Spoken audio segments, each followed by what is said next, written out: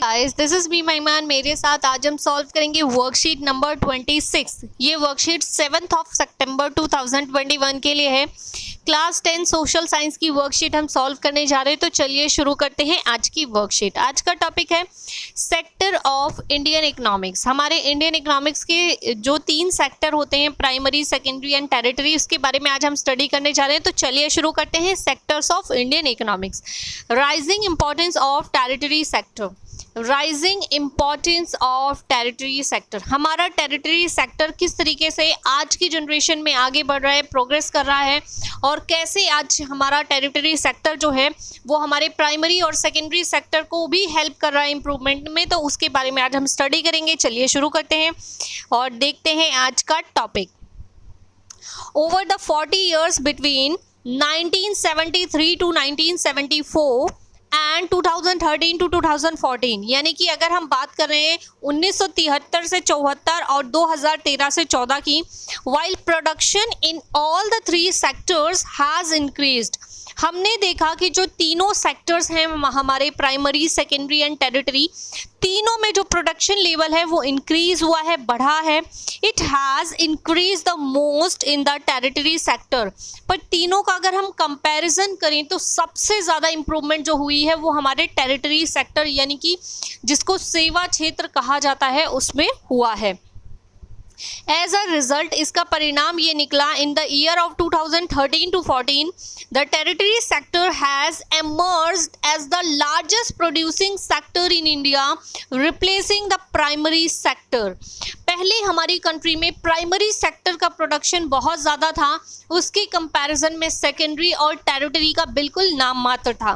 पर अब हमने देखा कि हमारा टेरिटरी सेक्टर बहुत तेज़ी से उभर कर सामने आया है और टेरिटरी सेक्टर ने प्राइमरी सेक्टर को भी पीछे छोड़ दिया है। And the territory sector has emerged as the largest producing sector.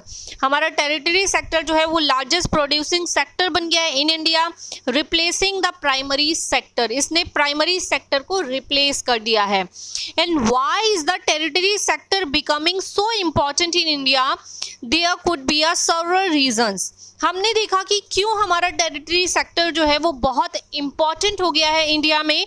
There could be a several reasons। इसके पीछे बहुत सारे रीजंस हैं, बहुत सारे कारण हैं। वो क्या हैं वो डिस्कस कर लेते हैं। First, in any country server services such as hospitals, educational institutions, post and telegraph services, police stations, courts, villages, administrative offices, municipal corporations, defense, transport, banks, insurance companies etcetera are required.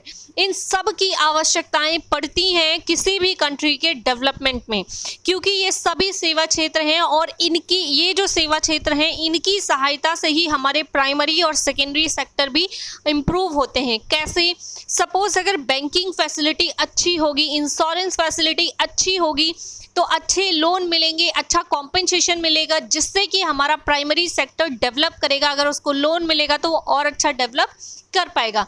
As usual secondary sector में भी ऐसा ही होगा।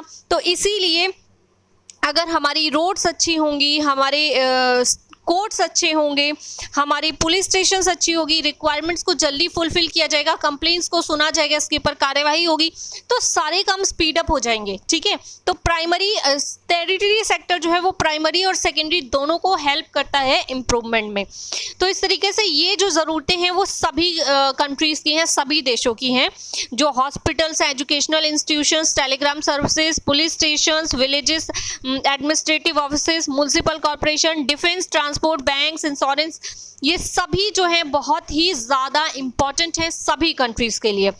These can be considered as a basic services। ये सभी basic services हैं इन are developing country.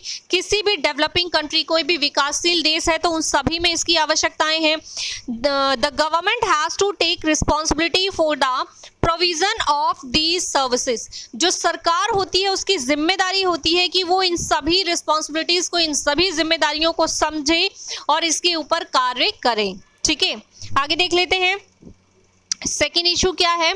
Second, the development of agriculture and industry leads to the development of services such as transport, trade, storage and the like as we have already seen. ठीक है, तो second हमने देखा development of agriculture, हमने देखा कि agriculture के development में, इंडस्ट्री के डेवलपमेंट में, and leads to the development of services, ये जैसे कि हमारी बाकी सर्विसेज हो गई, ट्रांसपोर्ट, ट्रेड, स्टोरेज, ये सभी जो है इन सभी के डेवलपमेंट में कहीं ना कहीं हमारे टेरिटरी सेक्टर का हाथ होता है। And as we have seen greater the development of the primary and secondary sector, अगर हमारा जो प्राइमरी और सेकेंडरी सेक्टर है वो डेवलप करता है, more would be demanded for such services, तो हमें इन सर्विसेज की भी डिमांड बढ़ जाती है। कैसे? अगर हमारा प्राइमरी सेक्टर डेवलप करेगा तो कच्चा माल ज़्यादा तैयार होगा, ज़्यादा तैयार होगा तो हमें ज़्यादा इंडस्ट्रीज़ की ज़रूरत होगी उसे तैयार माल में परिवर्तित करने के लिए, यानी कि सेकेंडरी सेक्टर की डिमांड बढ़ गई। प्राइमरी इंप्रूव हुआ तो सेकेंडरी की डिमांड बढ़ गई, और हमारी फैक्ट्रीज ज़्यादा होंगी, वर्कर ज़्यादा होंगे, काम ज़्यादा होगा, ट्रांसपोर्टेशन ज़्यादा होगा, ट्रांसपोर्टेशन ज़्यादा होगा तो ज़्यादा ट्रांसपोर्ट की आवश्यकता पड़ेगी। ठीक है, ज़्यादा वेयर हाउसेस की ज़रूरत पड़ेगी, ज़्यादा स्टोरेज की ज़रूरत पड़ेगी, तो क्या होगा? इससे हमारी टेरिटरी की डिमांड बढ़ जाएगी। तो प्राइमरी इंप्रूव होगा तो सेकेंडरी की डिमांड बढ़ेगी, सेकेंडरी इंप्रूव होगा तो टेरिटरी की डिमांड बढ़ेगी। इसलिए ये सभी सेक्टर जो है वो एक दूसरे से कनेक्टेड है। चलिए आगे देख लेते हैं। Third, as income level rise, जैसे ही इनकम लेवल बढ़ता है यानी कि लोगों की आमदनी या आय बढ़नी शुरू हो जाती है, सर्टेन सेक्शंस, कुछ सेक्शंस ऐसे होते हैं of people start demanding many more services, तो कुछ सेक्शंस ऐसे होते हैं लोगों के इनकम बढ़ने के साथ उनकी जो डिमांड होती हैं चीज़ों को लेकर वो भी बढ़ने लगती हैं। लाइक ईटिंग आउट, बाहर खाना खाना, कम इनकम होगी तो लोग बाहर खाना खाना अवॉइड करते हैं, जबकि इनकम बढ़ती है तो क्या होता है, लोग बाहर खाना खाने को प्रेफरेंस देने लगते हैं। ठीक है, टूरिज्म यानी घूमने फिरने को प्रेफरेंस देने लगते हैं, शॉपिंग, प्राइवेट हॉस्पिटल्स यानी गवर्नमेंट की जगह वो प्राइवेट हॉस्पिटल में जाने लगते हैं, स्कूल्स, प्रोफेशनल ट्रेनिंग एक्सेट्रा, यानी लोगों के पास अगर पैसा होगा तो लोग अच्छी शिक्षा ग्रहण करेंगे। ठीक है, बाहर खाने पीने जाएंगे, घूमने फिरने जाएंगे, शॉपिंग करेंगे, अच्छे हॉस्पिटल्स में ट्रीटमेंट के लिए जाएंगे, अच्छे कॉलेजेस में पढ़ने के लिए जाएंगे।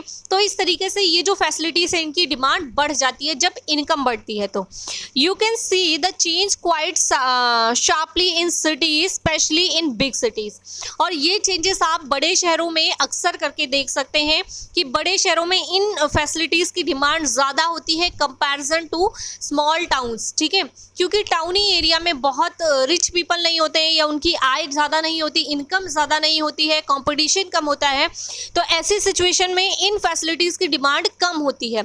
और जब बड़े शहरों में जाते हैं तो वहाँ लोगों के पास इनकम के सोर्सेज ज़्यादा होते हैं, इसलिए उनकी इनकम ज़्यादा होती है, और क्योंकि इनकम ज़्यादा होती है तो इन चीज़ों की डिमांड भी ज़्यादा हो जाती है।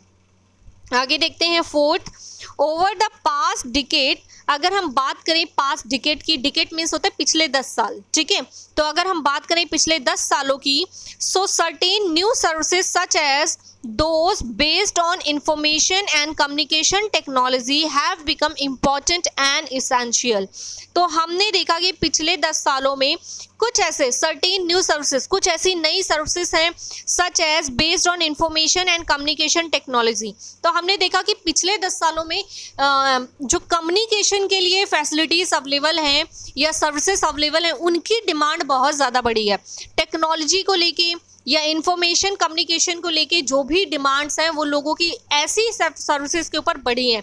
एग्जाम्पल आप देख सकते हैं, आज से 10 साल पहले या आज से 15 साल पहले बहुत कम लोग cell phone, mobile phone use किया करते थे, बट आज की डेट में आप देखते हैं छोटे छोटे जो बच्चे होते हैं ना, किड्स होते हैं, उनके पास भी पर्सनल सेल फोन होते हैं। क्योंकि जो आपके सेल फोन होते हैं, मोबाइल फ़ोन होते हैं, वो किसका एग्जाम्पल होते हैं, वो कम्युनिकेशन का एग्जाम्पल होते हैं। ठीक है, तो इस तरीके से ये एक टेक्नोलॉजी का पार्ट है। आज के टाइम में बच्चे जो है वो टेक्नोलॉजी से कनेक्ट हो रहे हैं, सभी छोटे छोटे बच्चों को, और इवन जो एजुकेटेड लोग हैं वो भी, जो अनएजुकेटेड लोग हैं वो भी टेक्नोलॉजी से, इंफॉर्मेशन टेक्नोलॉजी से जुड़ चुके हैं। और इसकी वजह से आज के टाइम में हर इंसान को, चाहे वो पढ़ा लिखा हो, चाहे वो पढ़ा लिखा ना हो, चाहे वो अमीर हो, गरीब हो, हर तरह के लोग सेल फोन का यूज़ करते हैं, लैपटॉप का यूज़ करते हैं और टेक्नोलॉजी से कनेक्ट हो गए हैं। लोगों को इंटरनेट इंटरनेट चलाना आता है, चीज़ों को सर्च करना आता है, ऑनलाइन शॉपिंग करना शुरू कर दिया है लोगों ने, तो लोग टेक्नोलॉजी से कनेक्ट होके आगे बढ़ रहे हैं। ठीक है, तो पिछले 10 सालों में हमने देखा है कि जितनी तेजी से इंफॉर्मेशन टेक्नोलॉजी कम्युनिकेशन ने जितना इम्प्रूवमेंट किया है, इतना पहले नहीं किया था।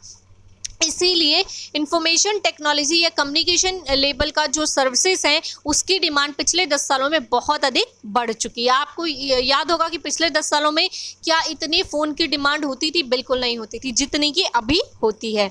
And the production of these services has been rising rapidly. बहुत तेज़ी से इन सर्विसेज की जो डिमांड है वो बढ़ रही है, इसीलिए इनका प्रोडक्शन भी तेज़ी से बढ़ रहा है। पहले लोगों के पास इतनी आमदनी, इतनी आय नहीं होती थी कि लोग इतने सारे सेलफोन खरीद सकें, या फिर मार्केट में इनकी इतनी वैल्यू नहीं थी। आज के टाइम में हर इंसान का काम जो है वो लैपटॉप, सेलफोन पे डिपेंडेड हो गया है। अब बिना सेलफोन के उनका काम नहीं चलता है, और अब आज की जनरेशन जो है वो टेक्नोलॉजी से कनेक्ट हो रही है। पहले लोगों के घरों में टीवी नहीं होता था, रेफ्रिजरेटर नहीं होता था। आज जो है गरीब लोगों के घर में भी टीवी होता है, रेफ्रिजरेटर होता है, बाइक होती है, आपके पास माइक्रोवेव ओवन होता है, ठीक है, आपके पास कूलर होता है, आपके पास एसी होता है। तो ये ऐसी फैसिलिटीज़ हैं जिसकी डिमांड पहले कम थी लेकिन अब बढ़ गई है, क्योंकि अब लोग जो है वो टेक्नोलॉजी से कनेक्ट हो रहे हैं, कम्युनिकेशन से कनेक्ट हो रहे हैं। लोग आज के इंफॉर्मेटिव दुनिया बन गई है, और आज के टाइम में हर किसी को इंफॉर्मेशन चाहिए। टेक्नोलॉजी वाली दुनिया बन गई है जिसमें हर कोई टेक्नोलॉजी से कनेक्ट होता है। हर इंसान ऑनलाइन पेमेंट करता है, ऑनलाइन सर्विसेज से उसको ज़्यादा हेल्प मिलता है। लोग मार्केट जाना अवॉइड करके ऑनलाइन चीज़ों को खरीदते हैं, ताकि उनका टाइम भी बचेगा और उनकी पैसे भी बचेंगे। तो इस तरीके से आप थर्ड जो हमारा टेरिटरी सेक्टर है, इसने इसी तरीके से डेवलपमेंट किया है। तो ये था आज का हमारा टॉपिक। आई होप आपको समझ में आया होगा। चलिए इस पर बेस्ड क्वेश्चंस देख लेते हैं। आज का फर्स्ट क्वेश्चन है, which sector of the economy is the largest producing sector in India? Question number 2, how does the development of agriculture and industry led to the development of services? And question number 3, which sector of the economy you would like to contribute when you grow up and why? ठीक है, आपको बोला है कि which sector of the economy would you would like to contribute. आप बड़े होकर ये जो तीनों सेक्टर हैं, प्राइमरी, सेकेंडरी एंड टेरिटरी, इनमें से किस सेक्टर में आप अपना कंट्रीब्यूशन देना चाहेंगे और क्यों देना चाहेंगे, आपको बताना है।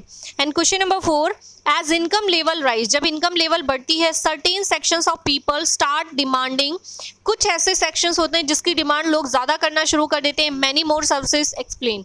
तो वो कौन सा सेक्शन है जिसमें लोग ज़्यादा डिमांड करना शुरू कर देते हैं? तो ये हैं आज की क्वेश्चन। चलिए शुरू करते हैं सभी क्वेश्चंस के आंसर्स। तो चलिए देख लेते हैं आज का क्वेश्चन नंबर 1। क्वेश्चन नंबर 1 है, which sector of the economy is the largest producing sector in India? So answer is territory sector of the economy is the largest producing sector in India. Question number 2, how does the development of agriculture and industry led to the development of services? So answer is the development of agriculture and industry leads to the development of services such as transport, trade, warehousing. The greater the development in the primary and secondary sectors, the greater the demand for services. यानी कि बोला गया है कि कैसे development, जब primary यानी कि एग्रीकल्चर एंड सेकेंडरी यानी कि इंडस्ट्री का डेवलपमेंट होता है तो कैसे सर्विसेज भी इम्प्रूव होती हैं। तो द डेवलपमेंट ऑफ एग्रीकल्चर, जब एग्रीकल्चर और इंडस्ट्री डेवलप होती है तो इसके साथ ट्रांसपोर्ट, ट्रेड, वेयरहाउसिंग, इनकी डिमांड बढ़ जाती है, और जब इनकी डिमांड बढ़ जाती है तो इनकी डेवलपमेंट भी बहुत तेज़ी से होने लगती है। तो इस तरीके से जब प्राइमरी और सेकेंडरी सेक्टर्स की डेवलपमेंट अच्छी होती है तो थर्ड यानी टेरिटरी सेक्टर की डिमांड बढ़ जाती है। बात करते हैं क्वेश्चन नंबर 3 की। क्वेश्चन नंबर 3 है, which sector of the economy you would like to contribute when you grow up and why? आपको बोला यदि आप बड़े होंगे तो कौन सा सेक्टर है जिसमें आप अपना कंट्रीब्यूशन देना चाहेंगे और क्यों देना चाहेंगे। So answer is we grow up and want to contribute to the territory sector. जब हम बड़े होंगे तो हम टेरिटरी सेक्टर में अपना कंट्रीब्यूशन देना चाहते हैं, because if the territory sector develops then the primary and secondary sector will also develop. यानी कि प्राइमरी सेक्टर अगर टेरिटरी डेवलप होगा तो प्राइमरी और सेकेंडरी भी उसके साथ डेवलप होगा।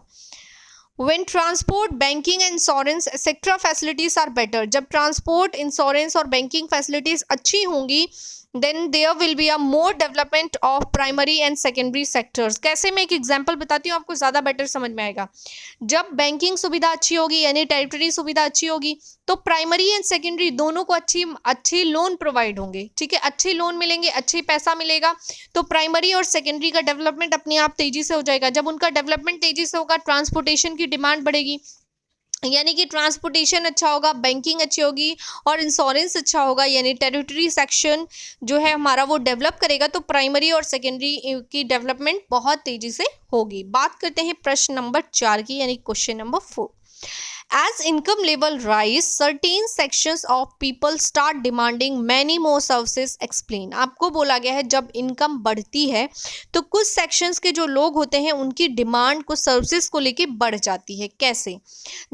Third, as a income level rise, जब इनकम लेवल बढ़ता है, certain sections of people start demanding many more services, तो कुछ सेक्शन के जो लोग हैं उनकी डिमांड बढ़ जाती है, जैसे कि eating out, tourism, shopping, private hospitals, private schools, professional training institutions etcetera.